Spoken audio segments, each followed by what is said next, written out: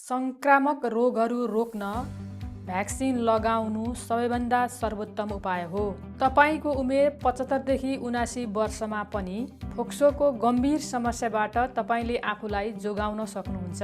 हरेक साल respiratory सिन्सिसल virus RSV द्वारा संक्रमणको कारण हजारौं संख्यामा वृद्धहरू अस्पतालमा भर्ना हुन्छन्।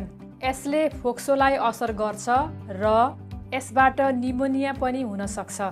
यसले सास फेर्न पनि मुस्किल पार्दछ। आफ्नो रक्षा गर्ने सर्वोत्तम उपाय भनेको रेस्पिरेटरी सिन्सिसल भाइरसको खोप लगाउनु हो।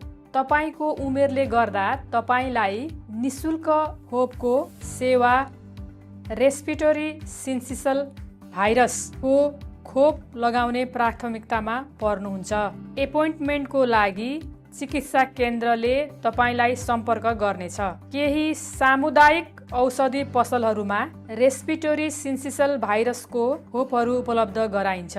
तपाईले www.nhs.uk/book-RSV मा गएर आफ्नो स्थानीय औषधि पसलहरूमा एपोइन्टमेन्ट लिन सक्नुहुन्छ।